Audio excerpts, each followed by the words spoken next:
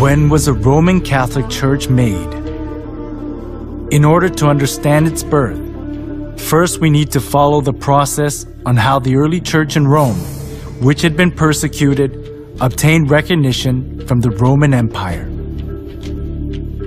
The church in Rome kept the undefiled truth of the early church in its initial stage, but later accepted various gods of Rome and religious customs when it became acknowledged as a Roman religion. And this gave birth to the Roman Catholic Church that has the characteristics of Roman polytheism. The Apostle Paul preached the gospel of Christ to Palestine, Asia Minor, Greece, and finally in Rome.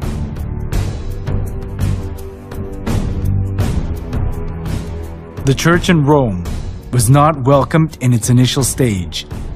It was because of the monotheism of Christianity, and the polytheism of Rome conflicted with each other.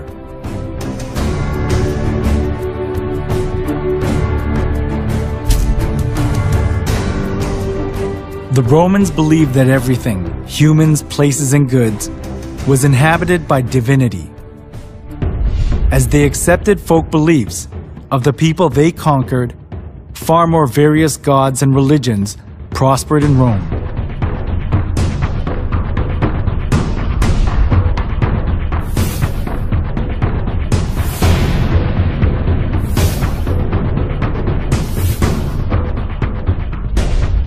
Christian monotheism that appeared in this age went counter to the polytheistic concept of Rome, especially as the Roman emperors approved all the religions of the people they conquered in order to rule over them and to achieve their political purposes. This came into conflict with Christianity, so the Roman emperors persecuted the Christians. The early church was oppressed by many emperors, but there was a turning point during the reign of Emperor Constantine in the 3rd century.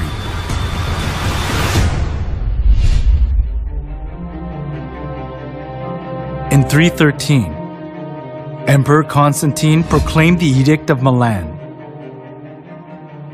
The edict approved Christianity as a legal religion of Rome and gave legal privileges and immunity from military duty and taxes to the Christian clergy.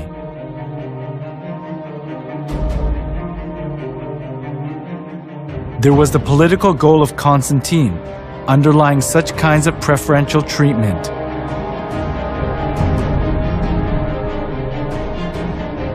It was Mithraism, the sun worship religion, that was diffused throughout Rome. But all the Roman emperors deified themselves and enforced people to worship them. Some of the nobility were fascinated by the Egyptian mystery religion. So, Rome suffered from religious dissension within itself. At this, Constantine tried to make the best use of Christianity that had spread throughout the whole region of Rome, despite all sorts of persecution. This was because he thought that Christianity could solidify his empire. By approving Christianity as a national religion of Rome, Constantine tried to seek the unity of the Roman Empire under one religion.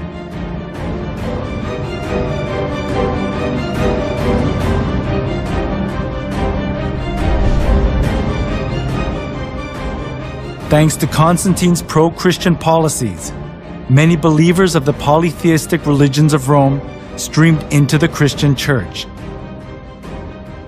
This tightened Constantine's political grip, and Christianity positioned itself as the religion of Rome, expunging persecution and contempt it had received so far.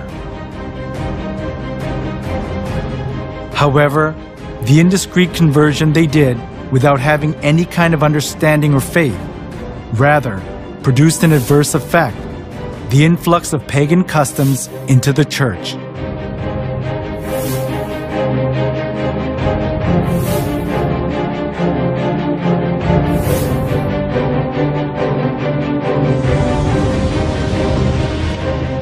Those who were tainted with polytheism of Rome looked as if they had converted, but in actuality it wasn't easy for them to get rid of the religious rites and institutions of worshiping the sun, the moon, and the stars, and various gods and goddesses, which they had worshipped since their forefathers. The church in Rome sought for solutions to disburden the pagans when they converted to Christianity. It was to bring in things similar to the gods that the pagans had believed into the church. They thought they would increase the number of pagan converts by doing that.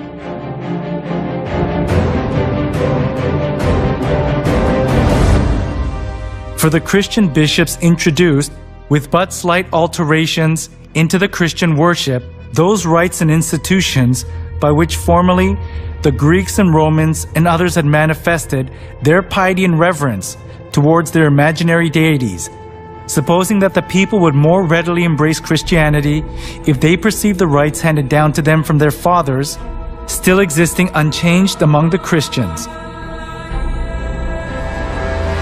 The church in Rome that had been persecuted and despised wanted to put their roots down in Rome as an approved religion, even if they had to be mixed up with Roman polytheism.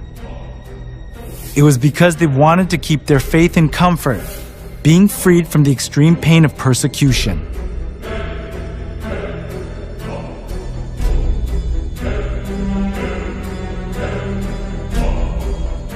To attract more pagans, the church in Rome tried to Christianize various kinds of pagan gods to suit the Bible. One of the most representative things among them was accepting pagan customs of the sun god worship tradition. The church in Rome identified Jesus with the sun god.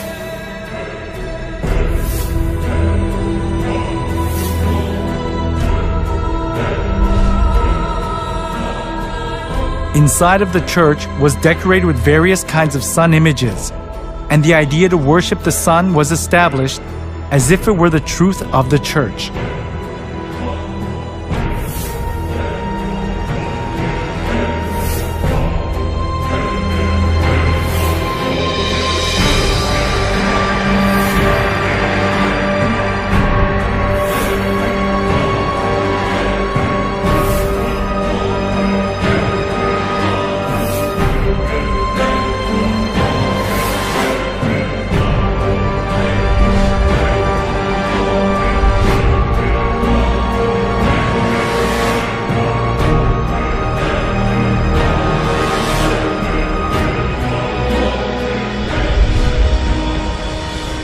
All judges, city people, and craftsmen shall rest on the venerable day of the sun.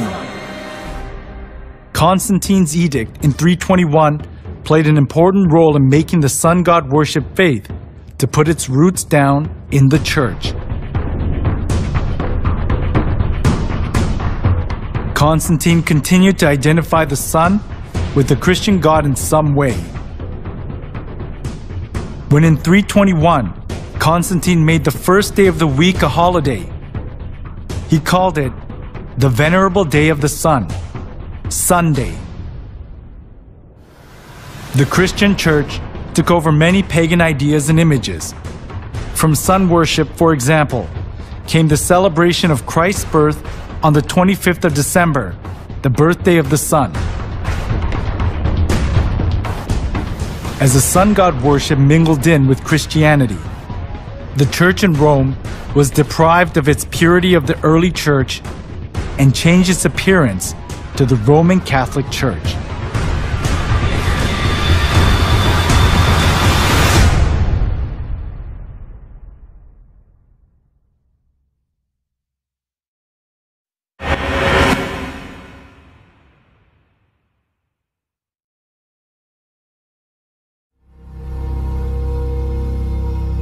Before the 3rd century, the church in Rome was one of many churches that were scattered all over the Roman Empire. The reason the church in Rome later became the head of all the churches of the world and dominated the Middle Ages was because it joined hands with Emperor Constantine.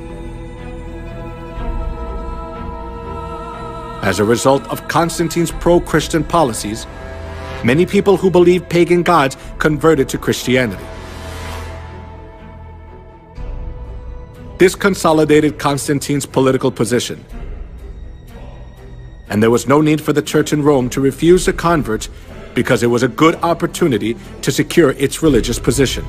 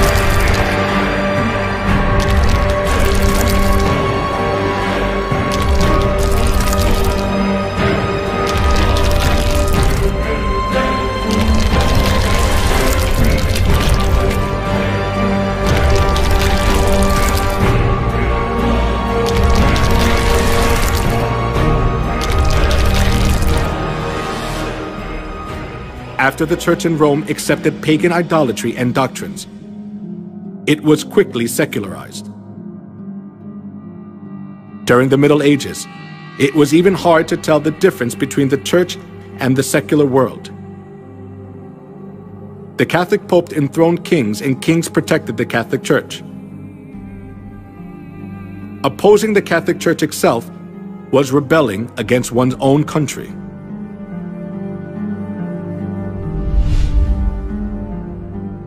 The Pope wielded an absolute power. We can see just how powerful he was through one incident, the humiliation at Canossa. That happened during the time of Pope Gregory VII. Pope Gregory VII claimed that the Pope could not be judged by anyone on earth, and he could dethrone emperors and kings, and excommunicated Henry IV, the Emperor of the Holy Roman Empire, in the course of the investiture controversy. As Henry IV was faced with the crisis of being dethroned, he went to the Pope who was in Canossa.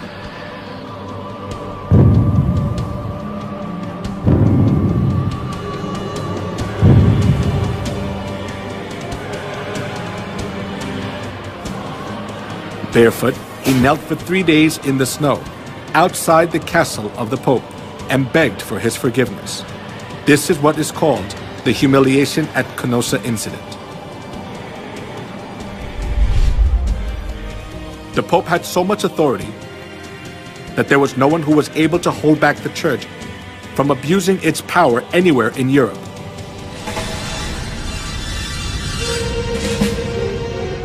Not only that, the popes committed numerous crimes such as murder, blasphemy, simony, and adultery to hold on to their seat of power.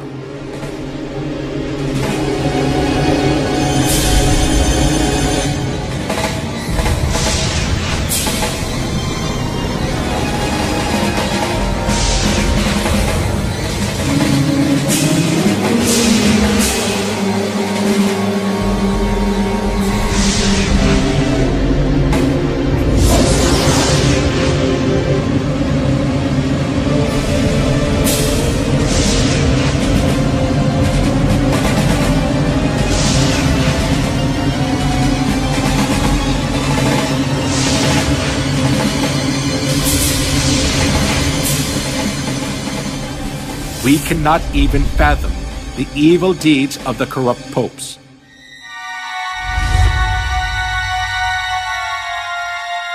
Among them, Pope Leo X enjoyed works of art and collected masterpieces. He invited artists like Michelangelo, Leonardo da Vinci, and Raphael to the Vatican and richly ornamented the church. Being driven by his vanity, he constructed St. Peter's Basilica. However, as he ran out of money by collecting costly works of art, he started to print a greater amount of indulgences.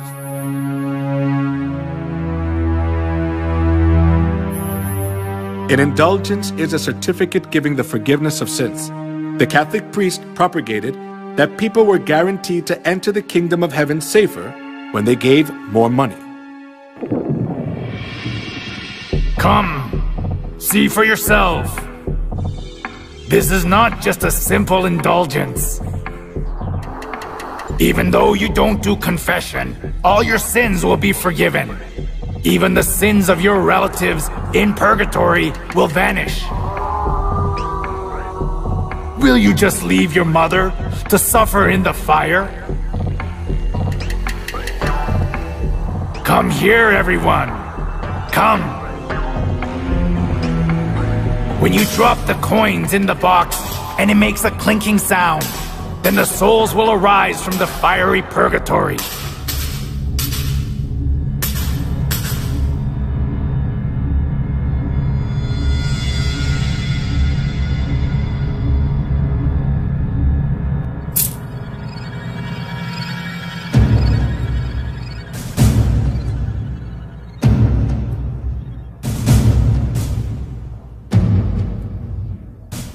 The sale of indulgence was one of the biggest businesses of the Catholic Church.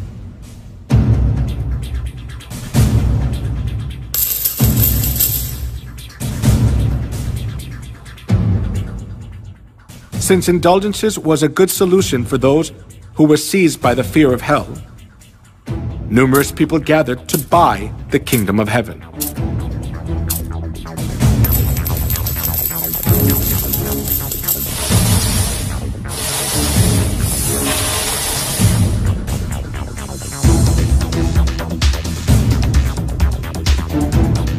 Giotto, the representative artist during medieval Europe, clearly shows the evils of indulgence in his work.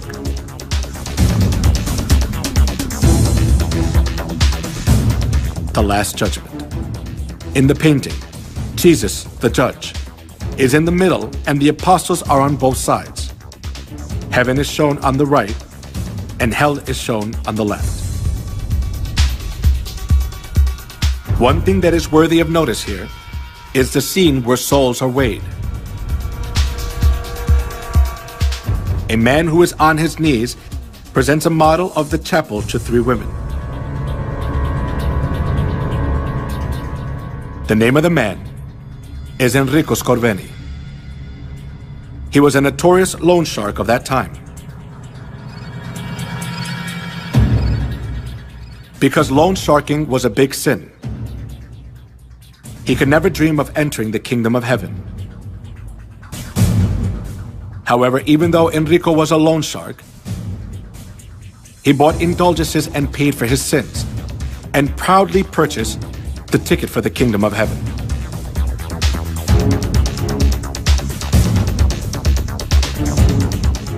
The Bible teaches that only God can forgive sins.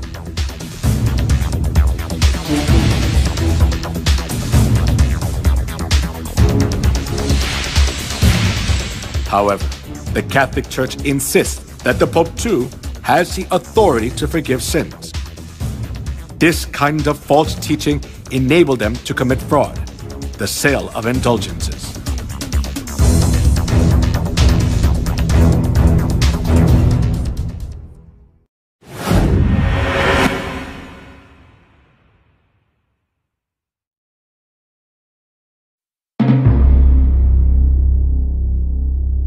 The Inquisition, run by the Catholic Church, is evidence that shows how corrupt and cruel the Catholic Church is. The Inquisition, which was established for religious trials, became a transnational institution of the Catholic Church. It was devised to condemn heretics designated by the Catholic Church. Heretics defined by the Catholic Church were the Christians who opposed the false insistence and doctrines of the Pope and wanted to live by the Bible. to rule over the world as they want. The popes tried to get rid of the Bible and restricted people from reading it.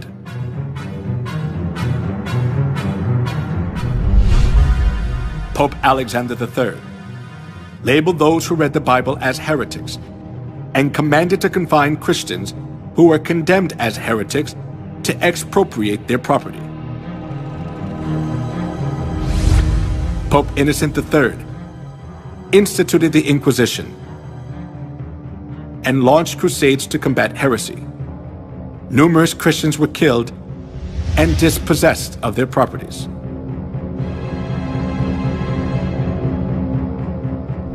Pope Gregory IX claimed to punish heretics who did not repent and appointed the Order of St. Dominic as the Inquisitor.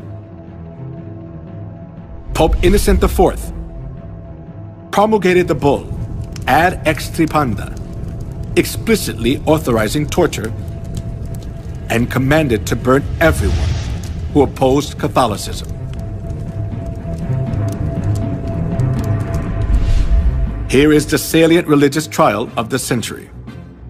Giordano Bruno, a medieval astronomer, was charged as a heretic by the Catholic Church and burned at the stake.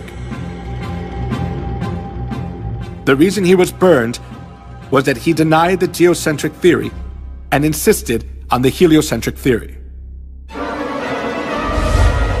After that, Galilei verified that the Earth revolves around the Sun. But he too was declared a heretic and was forced to recant his heliocentric view.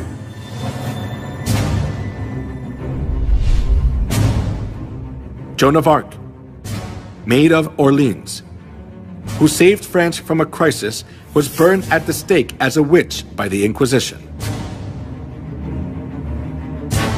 As years went by, the Inquisition helped the Pope exercise his extraterritoriality.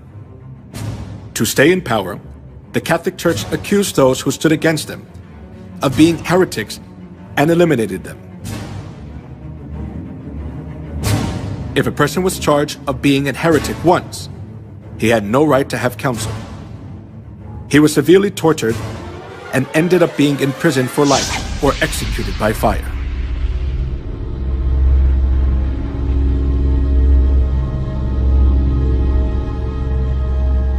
The Inquisition was the most infamous and devilish thing in human history. It was devised by the popes and used by them for 500 years to maintain their power. For its record, none of the subsequent lines of holy and infallible popes have ever apologized.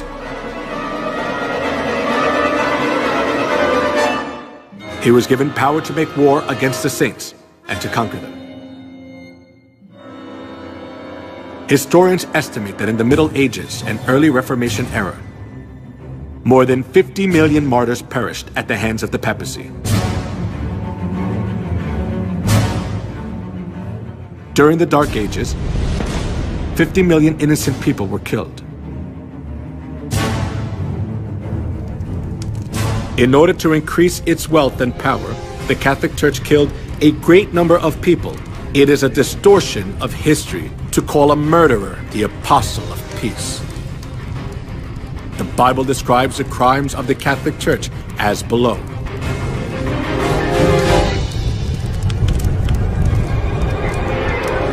I saw that the woman was drunk with the blood of the saints, the blood of those who bore testimony to Jesus.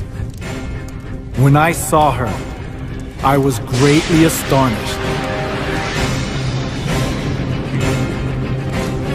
He will speak against the Most High and oppress his saints and try to change the set times and the laws. The saints will be handed over to him for a time, times, and half a time. The Roman Catholic Church was Babylon the Great that ruthlessly killed innocent people who followed Jesus. The crimes of the Roman Catholic Church which are prophesied in the Bible, are clearly seen in history.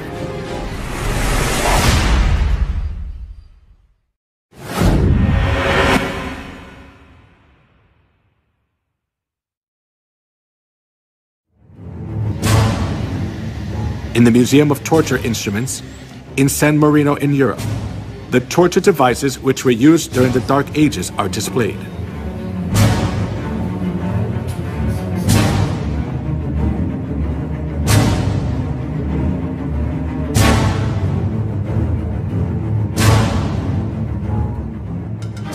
Iron Maiden. It is one of the representative torture devices from the medieval period. It is an iron cabinet with a spike-covered interior, with iron spikes about 8 inches long. When a person is enclosed inside, the whole body is pierced with the pointed iron spikes and is fatally injured, and the person dies slowly from excessive bleeding.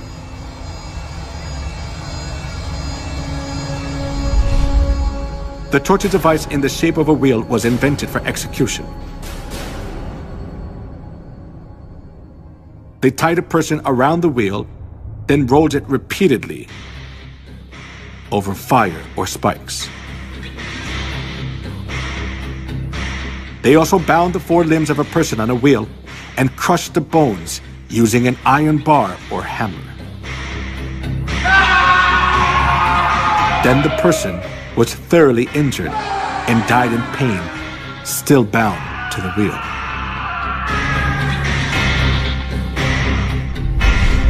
The Inquisition invented cruel torture devices to give victims as much pain as possible.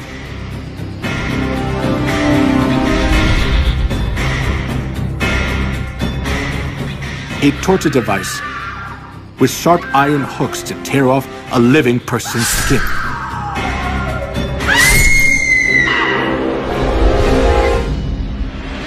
A pyramid-shaped torture device with a sharp tip. A person was put on top and suffered severe pain as a sharp point was inserted into the body, little by little, due to the body weight. Most of the time, tortures were carried out by Catholic monks or priests. They pulled out nails using pliers, burned parts of the bodies with fire, and crushed fingers and toes with torture devices. A pulley was used to lift a victim's body up, and then drop them to make all the joints go out of place. A person was burned alive while their hands and feet were tied.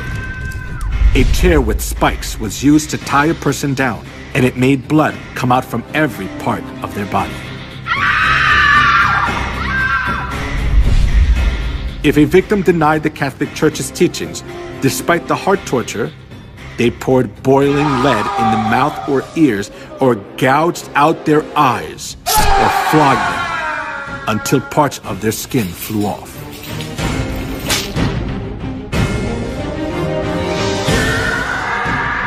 Sawing, slaying by sword and burning the victims alive. The Catholic priests enforced them to follow their teachings, holding the cross in front of them.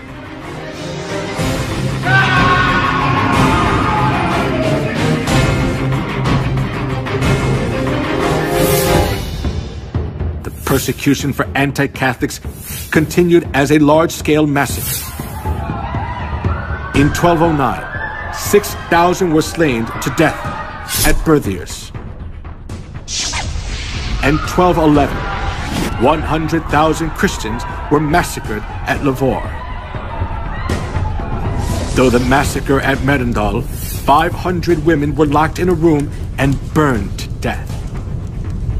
In the massacre of Orange in 1562, the Italian army sent by Pope Pius IV was commanded to slay men, women, and children. In 1572, approximately 100,000 people were massacred in Paris, France.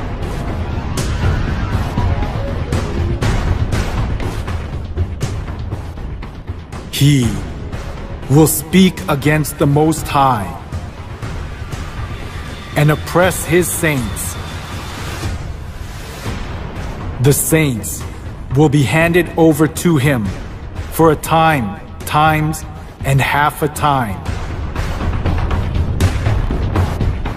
As it was prophesied that the one who speaks against the Most High would make war against the saints and conquer them, over 50 million people were slaughtered during the Dark Ages.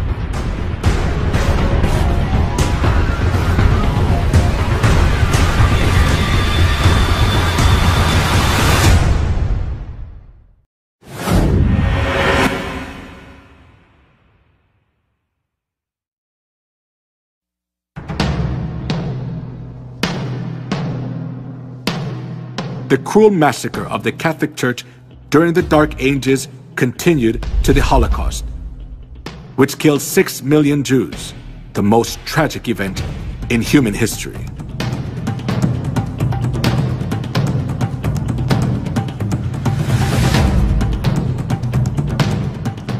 From 1933 to 1945, 6 million Jews, including 1.5 million children, were slaughtered in 15 European countries, such as Poland, Russia, Austria, Czechoslovakia, Hungary, France, Belgium, Luxembourg, Italy, Netherlands, Norway, Romania, Yugoslavia, and Greece.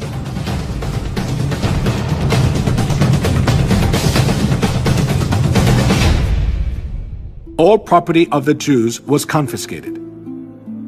Women were dragged naked in public. They suffered from starvation, infectious diseases, confinement, and public execution. The Jews who survived faced a miserable death in gas chambers in concentration camps built by the Nazis.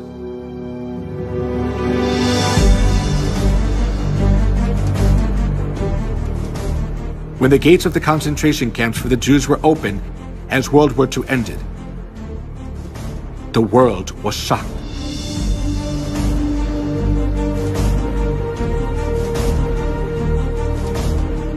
In the concentration camps, there were dead bodies of the Jews that were not buried yet, piled up like a mountain.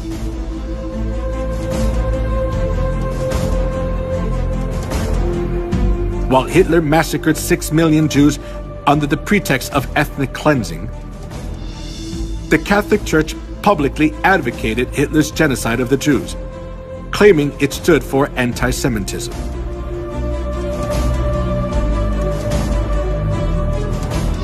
When the Nazis' genocide of the Jews reached its peak, Weissmandl, a Jewish rabbi, sent a letter to the Vatican to ask for help.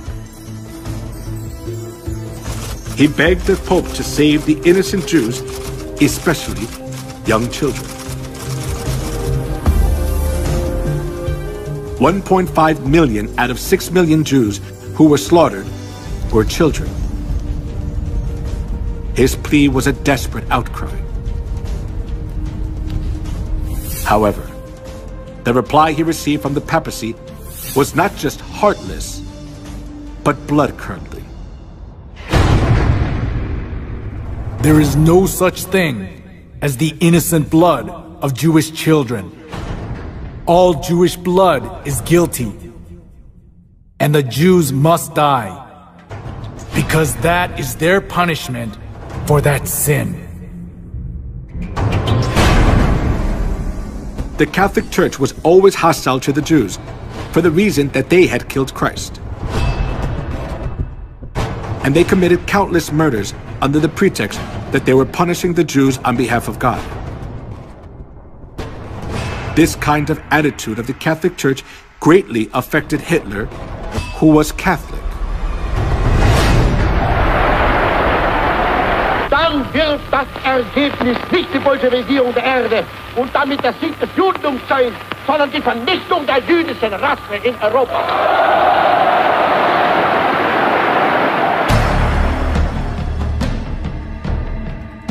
Hitler was a fervent Catholic. The reason Hitler extremely hated the Jews was from the historical experience of the Catholic Church which had treated the true Christians and the Jews mercilessly for 1600 years. For this reason, Hitler was able to commit the Holocaust, sending 6 million Jews to gas chambers without hesitation.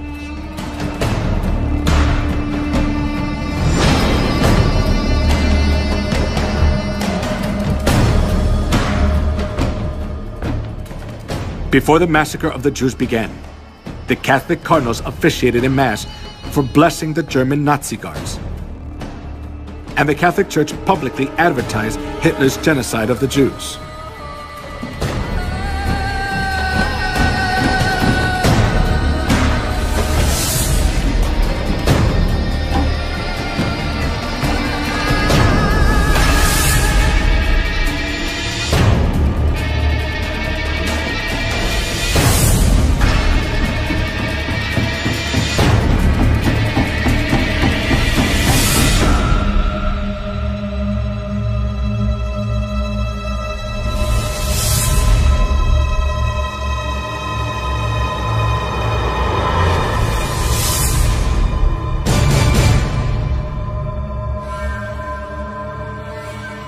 The Catholic Church has committed crimes against humanity for centuries in the name of religion. They committed the crime of killing 50 million Christians and the Holocaust of killing 6 million Jews.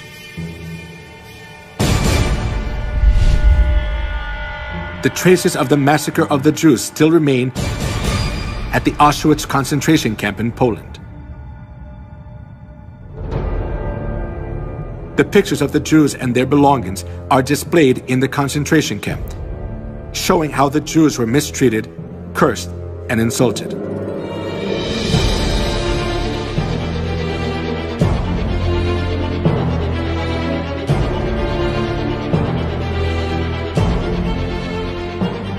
These horrible times remain in the records of history. But all the errors of the Catholic Church are disappearing from people's memories, little by little.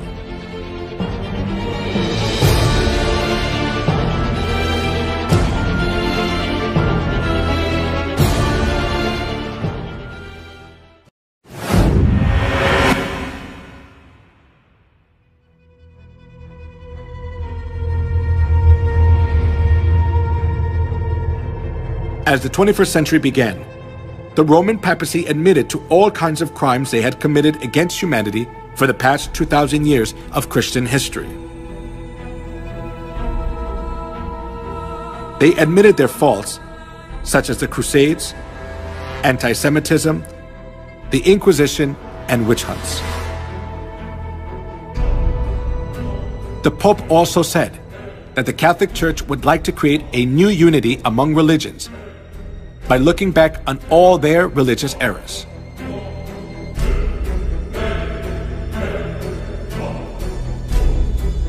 However, can all the errors of the Catholic Church be forgiven by just admitting to all the crimes they committed against humanity in the past?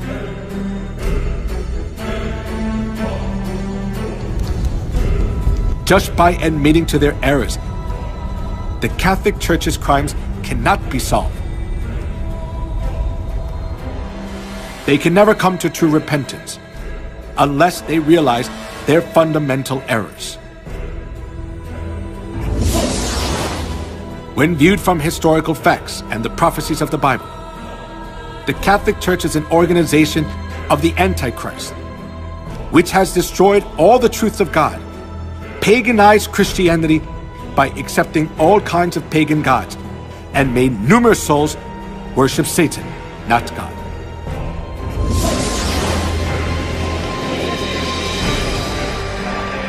Not being content with their crime of killing cruelly whoever was against them for the past 2,000 years of Christian history, the Catholic Church is still committing a crime of driving countless souls to death. Therefore, admitting their crimes, which have already been revealed through history without having fundamental repentance, is only a crafty trick of the Catholic Church to pull the wool over people's eyes.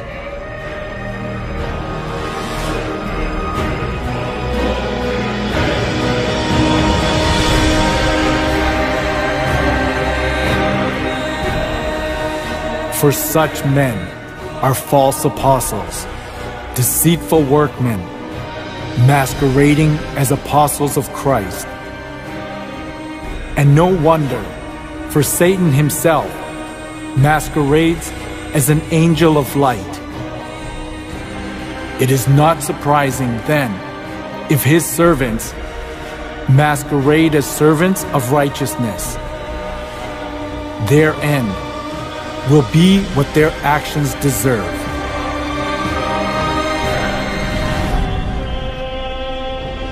In human history, the organization which has killed the most people is the Catholic Church. Nevertheless, the Pope is called an apostle of peace. It is an act to distort history. The reason the Catholic Church is more dangerous than any other organization is that they are doing all these things in the name of Christ.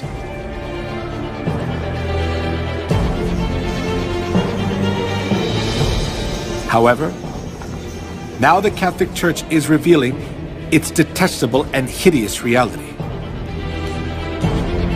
In terms of declining congregations, but more profoundly to do with the paedophile sex scandal that has rocked the church for more than 10 years. We've been looking into one particular case involving... Incredible. One former priest said that, you know, perhaps 50% of priests who enter the priesthood may be gay. I talked to a long...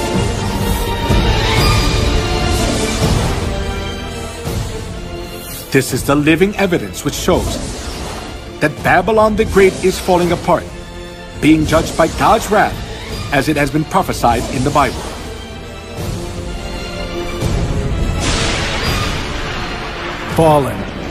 Fallen is Babylon the Great.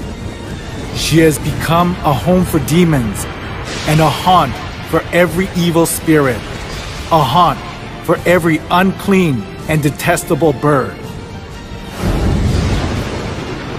Give her as much torture and grief as the glory and luxury she gave herself.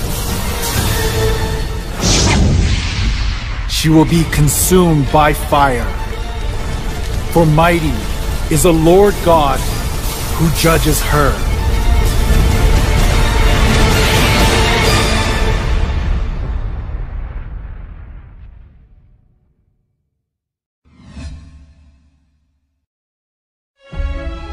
God revealed the identity of Babylon through the way she looks outwardly, outward characteristics of Babylon. The woman was dressed in purple and scarlet, and was glittering with gold, precious stones and pearls. She held a golden cup in her hand, filled with abominable things and the filth of her adulteries. This title was written on her forehead: Mystery Babylon the Great, the mother of prostitutes and of the abominations of the earth. In the Bible, women refers to the church, and among numerous churches in the world, the church that is dressed in purple is the Catholic Church. The color of the traditional priest robe of the Catholic Church is purple and scarlet.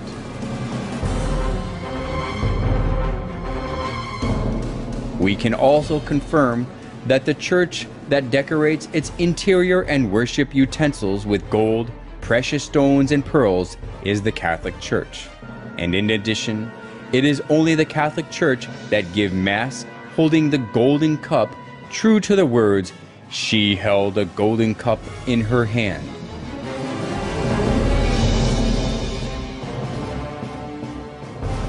As we have seen, no church but the Catholic Church satisfies all the points that the Bible tells us. The Bible recognizes this organization as Babylon the Great. The Catholic Church, Babylon the Great, looks as if it worships God, but when we closely look into it, we can find out they do abominable things to worship the sun god.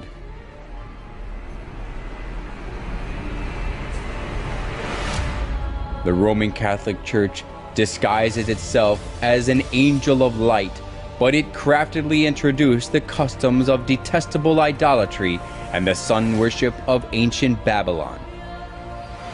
So the Bible recognizes it as Babylon the Great.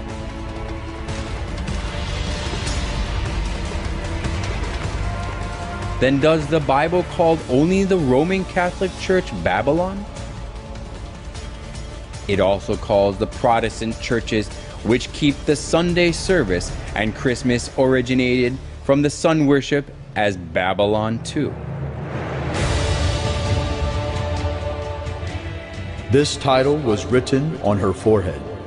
Mystery Babylon the Great, the mother of prostitutes and of the abominations of the earth. In the Bible, women refers to church. So, a prostitute means a false church that practices lawlessness. The Bible tells us that Babylon the Great, which is expressed as the mother of prostitutes, is the Catholic Church and the Protestant churches. Small prostitutes that come from the Catholic Church are small Babylons. The Catholic Church, which leads the whole world astray as the mother of prostitutes, is proud of itself as the mother church that gives birth to all Protestant churches. The Catholic Church is the continuation of the Incarnation and the prolongation in time and space of the redemption. It is the mother church of all Christendom. The Bible also recorded about the abominable behavior of the prostitute who leads the whole world astray. The kings of the earth committed adultery with her, and the merchants of the earth grew rich from her excessive luxuries. Babylon the Great and small Babylons, which changed God's set times and laws, oppressed God's saints. The Bible prophesies that God's rage will judge them in the end. After this, I saw another angel coming down from heaven. He had great authority, and the earth was illuminated by his splendor. With a mighty voice he shouted, "Fallen, fallen is Babylon the Great."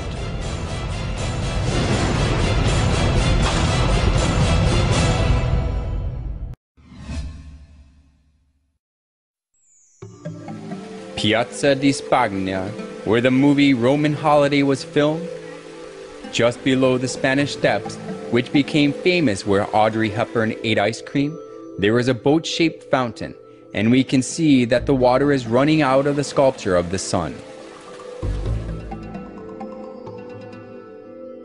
The head of the boat is embellished with the Pope's coat of arms and the papal tiara. The tiara is the symbol of the papacy. The fact that the tiara is at the head of the boat tells us that the Pope is the very person who leads the sun worship. It is easy to see the tiara in many places of the Catholic Church.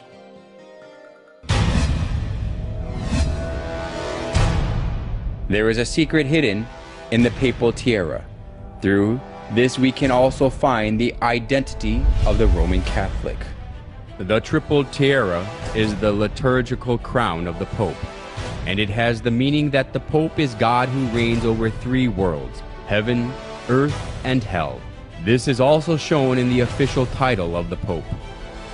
The official title of the Pope is the Vicarius Filii in Latin, which means the Vicar of the Son of God. This title shows that the Pope is God himself. Some of the letters of the Latin have numerical values, so if we add up the numerical values of the letters of Vicarius Filii, it is 666. 666. What does that number 666 mean? The Bible records about the identity of 666. If anyone has insight, let him calculate the number of the beast, for it is man's number. His number is 666.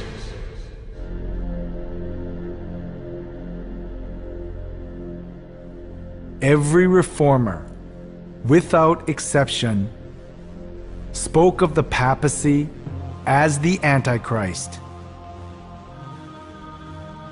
The 666 is a figurative number, telling us the identity of Satan who stands against God. The prophecy of the Bible and the religious reformers with one voice clarifies that 666 and the beast refer to the Pope or the papacy that stands against God. Through the title of the Pope and the respectful treatment he receives, we can confirm again that the papacy stands against God. The Catholic Church calls the Pope God of the Earth.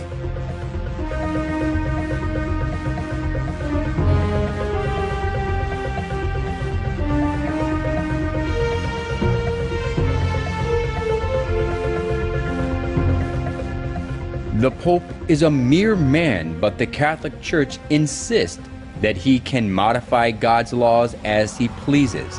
And moreover, he is worshipped and served like God, and he enjoys all wealth, honor, and authority.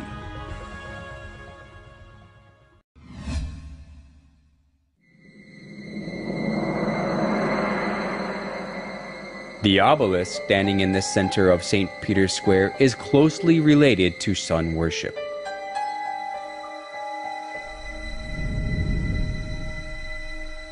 It was the custom of the ancient sun worship religions to make a pillar to worship the sun.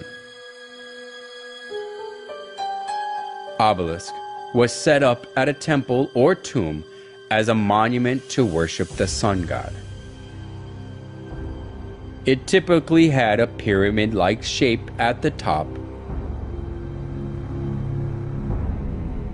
and the pyramid is the emblem of the sun god of the Egyptians, Ra. Like this, the obelisk was made for the sun god. Then, why are the obelisks, the symbol of the sun worship, set up in front of the Catholic churches? When we look carefully at the obelisk standing in front of the Catholic Church, it has the star-shaped divine light and cross, which are symbolize the sun.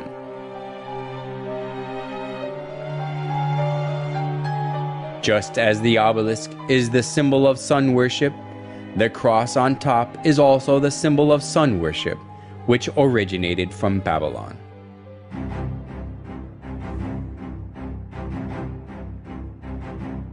Crosses are also found in the murals of ancient Babylon and Assyria, especially the image of cross on the headband of the sun god Tammuz shows that the cross is originated in Babylon. The Egyptians used the Ankh cross. The shape of the cross, made of two wooden poles, which the church started to use, came from the ancient Chaldean region. In the Chaldean Empire, the adjacent regions, including Egypt, the cross was used as a symbol of Tammuz. So, it is certain that the cross was made to worship the sun god.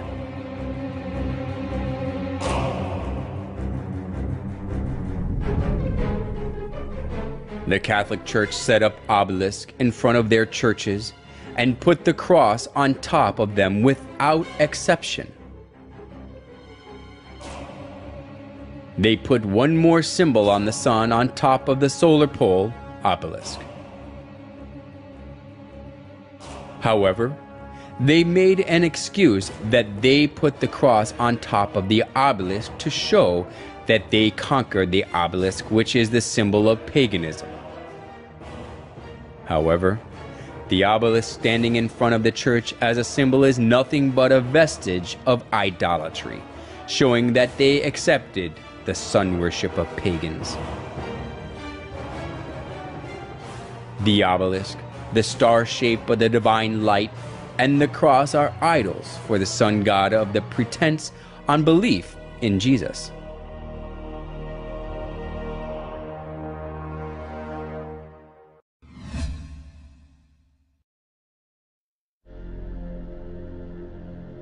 The Pantheon is the oldest monument still standing in Rome. The Pantheon was rebuilt in 125 AD by Emperor Hadrian and dedicated to every known god as well as the sun god, the supreme god of the Romans. Then Pope Boniface IV converted it into a Catholic church. The Pantheon, which once was the temple for the sun god but is now used as a Catholic church, is famous for its domed roof.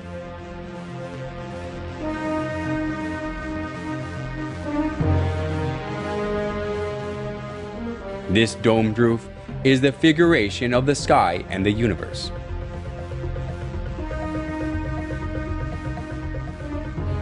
In the center of the dome, there is the oculus, a round opening with a diameter of 27 feet. The sunlight from the oculus is reminiscent of the round sun in the sky. The sunlight coming through the oculus lightens the inside of the church, and it creates an effect of the presence of the sun in the church.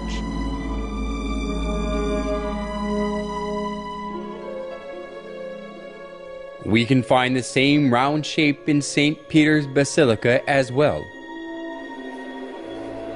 When we look up at the ceiling of St. Peter's Basilica, there is a circle like the sun at the center, and its shape looks like sunlight spreading from the circle.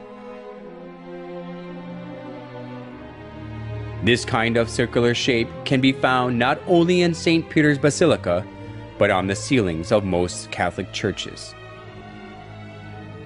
Various forms of circle, which embody the sun, prove that the Catholic Church worships the sun.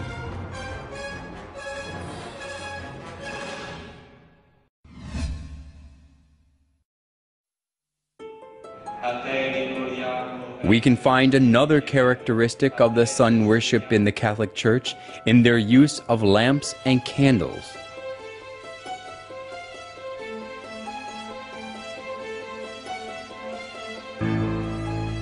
Even in the daytime, they light lamps and candles on the altar.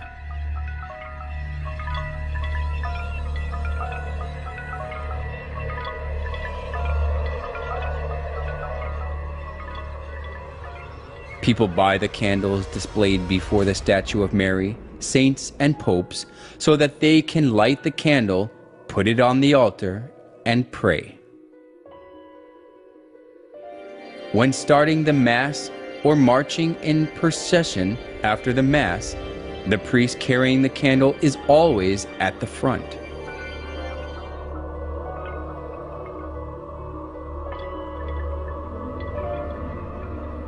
Where does the use of candles in Catholic Church come from?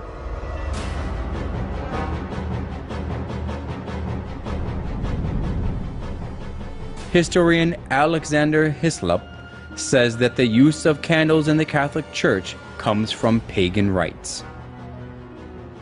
The use of these lamps and tapers comes from the same source as all the rest of the papal superstition. For so, according to the established rites of Zoroaster, was the sun god worshipped. In the pagan processions also at Rome, the wax candles largely figured, accompanied by crowds of all sorts that were initiated in the same religion, all with flame bow or wax candles in their hands. In the Molucca Islands, wax tapers are used in the worship of Nito, or devil, whom these islanders adore. Catholic scholars also admit that the use of candles in the Catholic Church came from paganism. We need not shrink from admitting that candles, like incense and lustral water, were commonly employed in pagan worship and in the rites paid to the dead. We must not forget that most of these adjuncts to worship were not identified with any idolatrous cult in particular. They were common to almost all cults.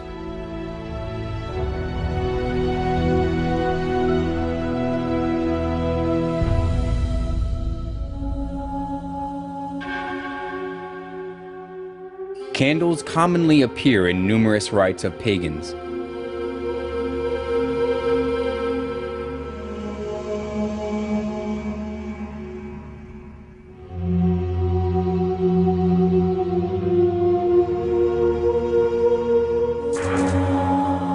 and it proves that the use of candles in the Catholic Church comes from sun worship.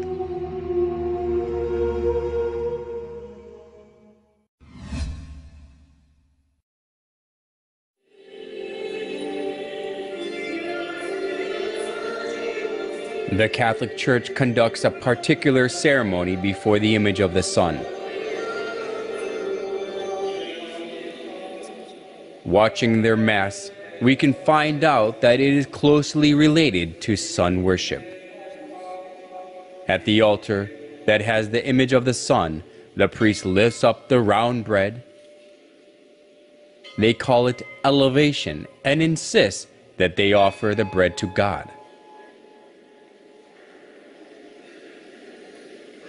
However, offering the round bread which takes after the image of the sun, and regarding the round bread as the sun god, has existed in the sun worship of paganism. The pillar found in excavations of the Canaanite city of Hazar shows the ceremony of raising the sun disk with both hands in praise. The Egyptians also worshipped the sun, lifting the sun up with both their hands. Is it coincidence that the custom of the sun worship of the pagans and the liturgy of the Catholic Church are the same?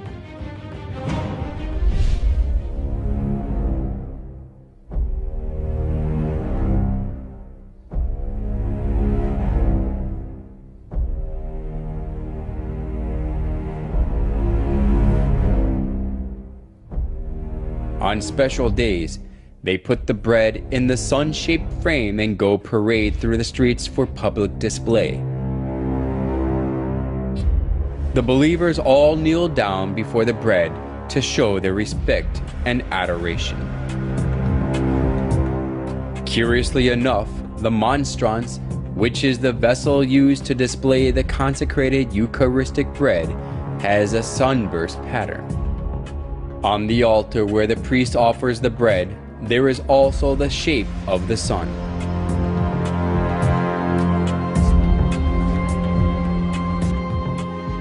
By offering the bread in the sunburst pattern, they worship the sun.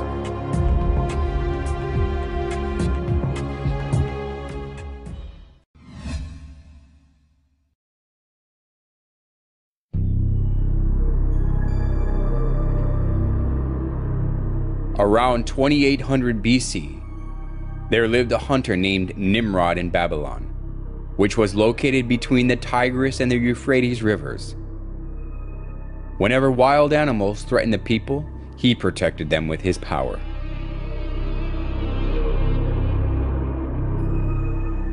As people respected and supported him, Nimrod became arrogant and incited people to build the Tower of Babel. Come, let us build a tower that reaches to the heavens. Let us make a name for ourselves and not be scattered over the face of the whole earth. Such deeds of Nimrod that were against God has continued even after Nimrod had died. Semiramis, Nimrod's wife, insisted that Nimrod became the sun god. She cut Nimrod's dead body into pieces and sent them to each tribe of Babylon. People regarded the place where a part of Nimrod was buried as sacred.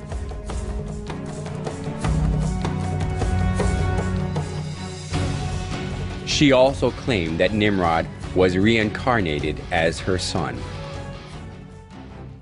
The sun god Nimrod was reincarnated as my son Tammuz. He who believes and follows Tammuz follows Nimrod. As Semiramis ruled over Babylon in place of her young son Tammuz, she maneuvered people into worshiping her. Monuments of Semiramis carrying her child Tammuz in her arms were set up all over Babylon, along with various images symbolizing the sun god. The sun worship and the mother-child worship, which was a scheme devised by Semiramis, put down roots as a religion of Babylon.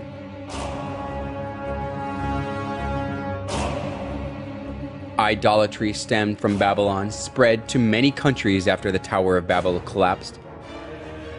It is because when the Babylonians were scattered over the whole world, they brought the sun worship and the mother-child worship. The sun worship and the mother-child worship were assimilated into the cultures and religions of many countries, and they came to have various forms and names.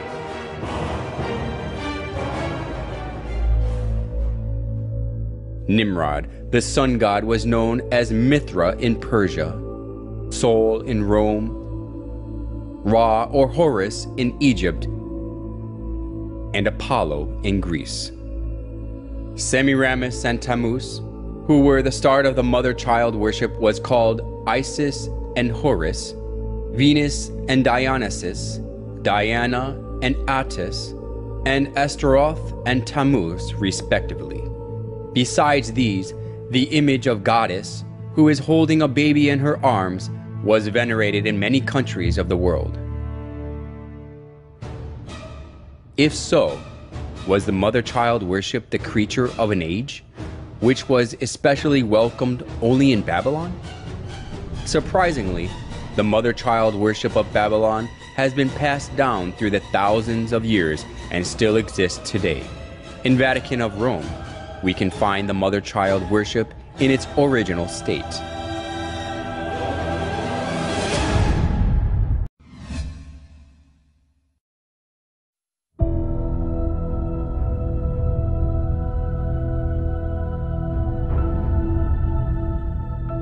The statue of Virgin Mary with baby Jesus stands in the eye-catching place in the Catholic Church, whether it is a big cathedral or a chapel in a small town.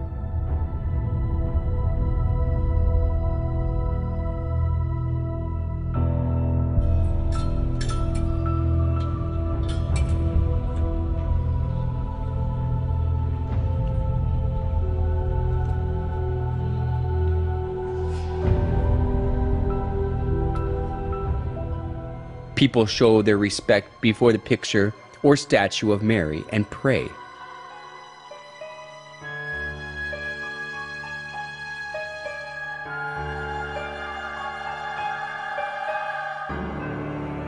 Even the Pope prays before Mary with his head lowered.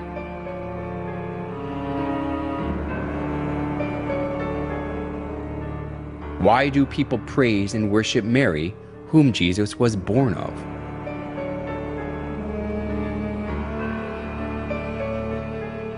A famous Catholic bishop and writer, Alphonsus Liguori, explained in his writings that it is far effective to pray to Mary than to Christ. In the Franciscan Chronicles, it is related that Brother Leo once saw a red ladder, on the summit of which was Jesus Christ, and a white one on top of which was his most holy mother. And he saw some who tried to ascend the red ladder, and they mounted a few steps and fell. They tried again and again fell. They were then advised to go and try the white ladder, and by that one they easily ascended. For our Blessed Lady stretched out her hand and helped them, so they got safely to heaven. The story, which was made by the exuberant imagination, sounded plausible.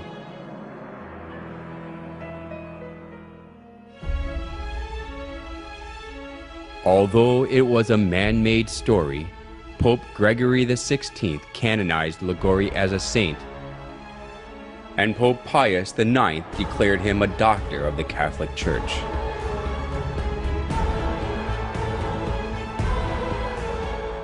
Now Catholics are taught that it is better to pray to Mary, who is merciful and understands us.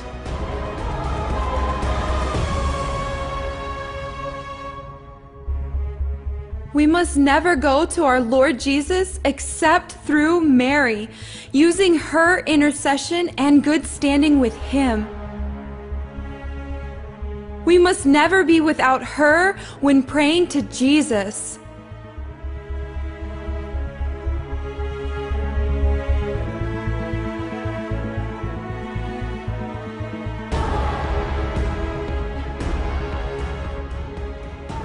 The plausible logic that Jesus cannot refuse Mary's request because she is his mother is shown well even through the image of Mary and baby Jesus.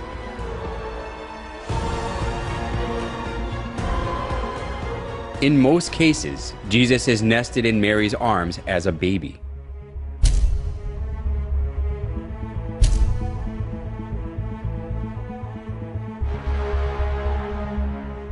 This downgrades Jesus to a little baby who is always dependent on Mary and lets people think that he can do nothing without Mary.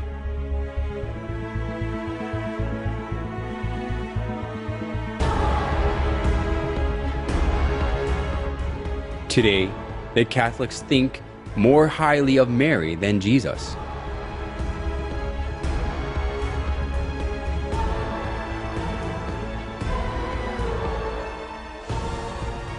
They call Mary the Mother of God, which implies that she is above God.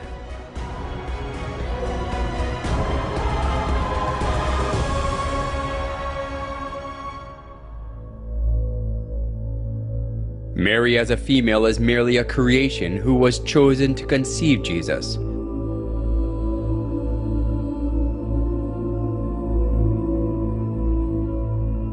How ridiculous it is for a creation to be called the Mother of God because God used her womb to be born in the earth.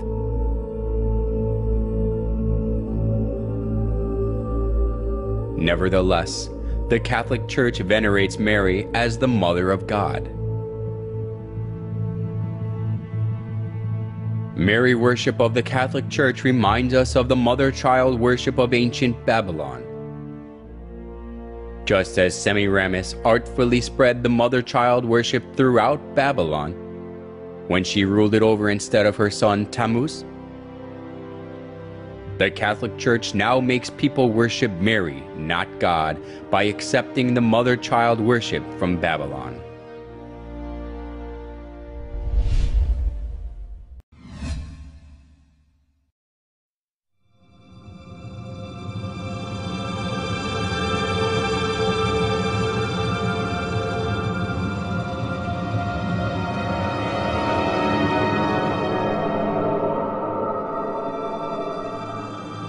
The Catholic Church regards it a great honor to keep the remains of the popes or saints in the church.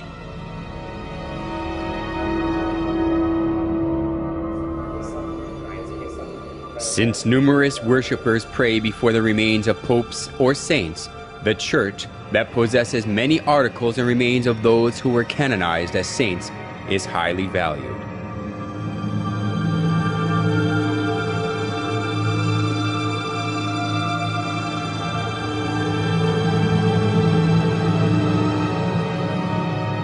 St. Mark's Basilica in Italy is said to have the remains of Mark. Basilica of San Francesco in Italy has the remains of Saint Francesco. And it is believed that the skulls of the wise men who visited baby Jesus are kept in the Cologne Cathedral in Germany. People kiss the displayed relics and the coffins that contain the remains and pray for God's blessings before them. The veneration of relics of the Catholic Church even took the form of decorating the church with human bones.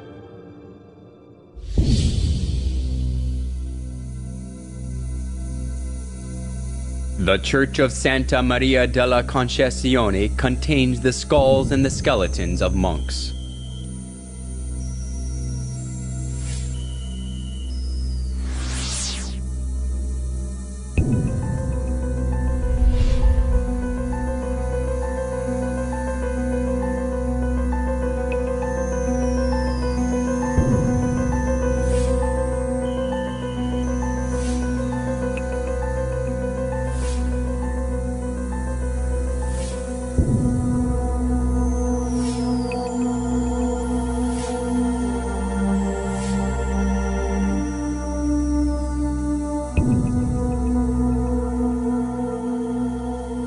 A Catholic church in the Czech Republic is designed with the bones of over 40,000 human bodies, and it attracts people.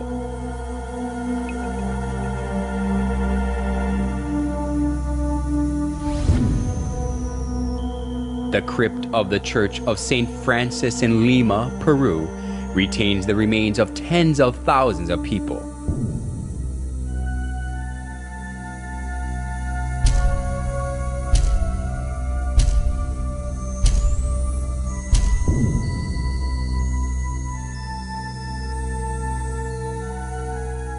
Usually, we shudder to think of the bones and coffins of dead people in the church. But why the Catholic Church sticks to this?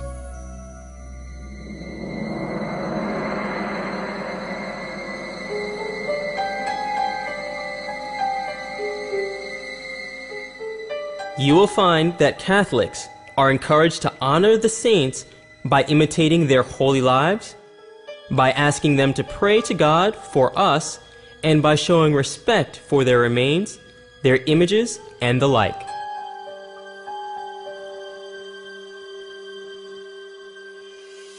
Why do they say that God grants His blessing through the relics of the dead, especially of those who are called saints?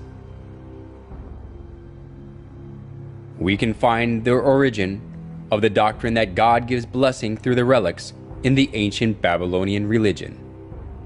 After Nimrod died, Semiramis cut his body into pieces and sent them to other regions, and they regarded the place where the dead body part was buried as sacred. The tradition of Babylon was handed down to the Roman Catholic Church, and because of this, the relics of the dead have become consecrated. Just like Babylon, that was cursed by God for its idolatry, the Roman Catholic Church is filled with all sorts of idols.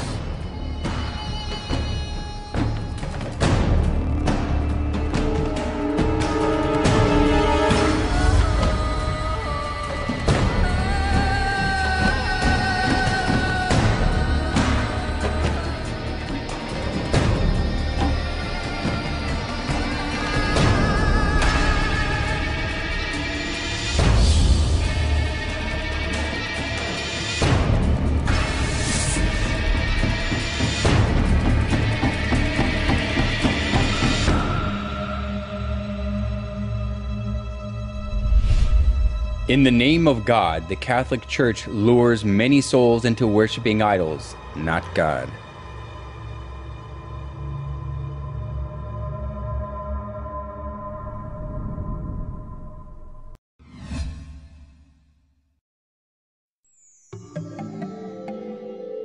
There are various forms of the sun in St. Peter's Basilica, which is one of the most important buildings of the Catholic Church. The sun disk is around the head of the statue of Peter, and the image of the sun is inscribed above his head. Including the image of the sun glittering with gold in the center of the basilica, we can find various sizes of the sun image beneath the high altar and every spiral columns.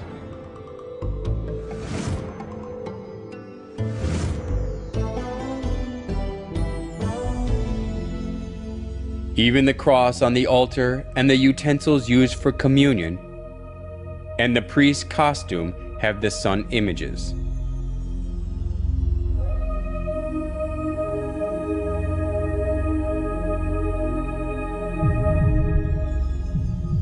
In every place of the Catholic Church, we can find the sun images in various sizes and forms.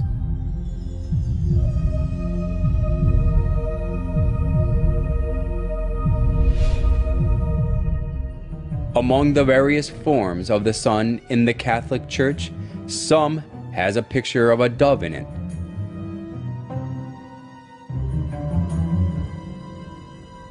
What relationship is there between the shape of the bird and the sun worship? In the ancient religion of sun worship, the sun god used to be depicted as a bird. The sun god depicted as a bird was originated in Egypt and spread to Rome.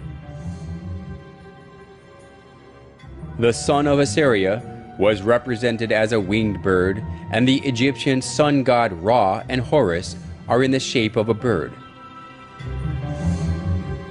The famous Egyptian bird of fire, Phoenix, is also the archetype of sun worship. In Rome, too, people carried the bird, the symbol of the sun god, on the pole.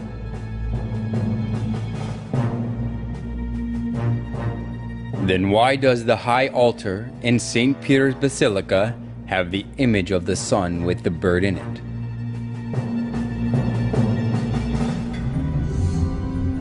The Catholic Church insists that the bird in the solar image is the Holy Spirit. But this is a mere excuse.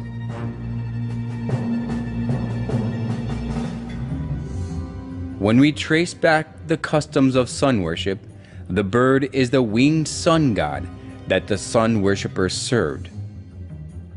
Offering the bread and wine to the image of the bird is not offering them to the Holy Spirit, but to the sun god.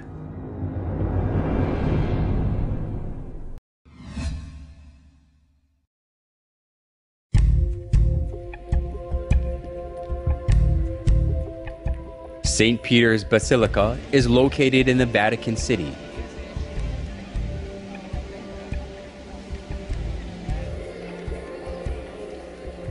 The bronze statue of St. Peter always attracts many tourists.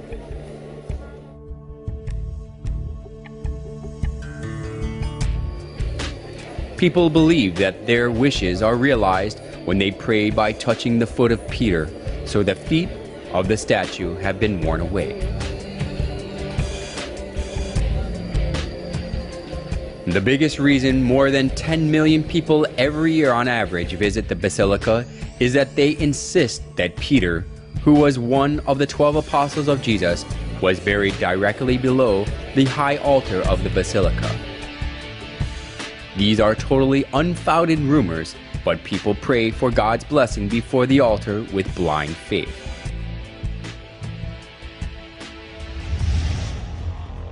They even teach people that they can have help, even the help they cannot have from God, when they praise and pray in the names of the dead saints. Our most mighty protector graciously assists us from heaven in our struggle with the powers of darkness. And just as you once saved the child Jesus from mortal danger, so now defend God's holy church from the snares of her enemies and from all adversity. Surprisingly enough, hygielatry also has its origins in Babylon.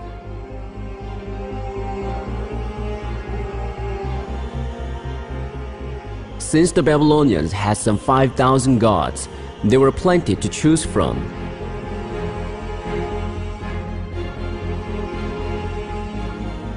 Every month and every day of the month was under the protection of a particular divinity.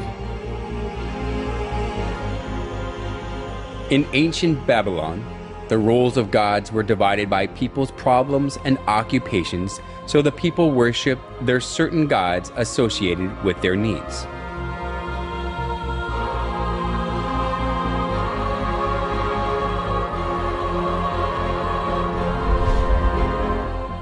It has continued in the Catholic Church. The Catholics pray to the certain saints associated with their problems so that they can receive help. Just as we go to see different doctors according to the kinds of diseases, the Catholics go to different saints according to their needs. Just as they downgraded Jesus as a little child who depends on Mary through Mary worship, hygielatry also deceived people to think that Jesus is weaker than the dead saints, so he cannot give them help.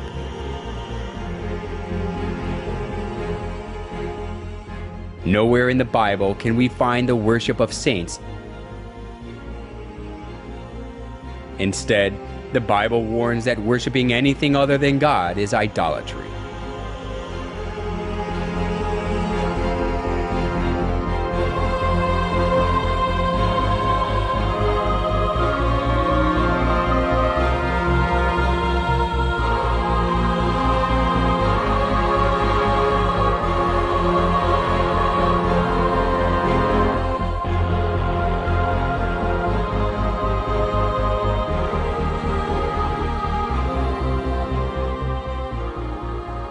The Catholic Church even deleted the second commandment of the 10 Commandments so that they can worship the saints.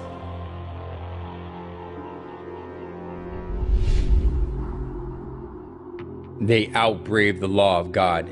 Do not make other gods or serve them, and stand against God.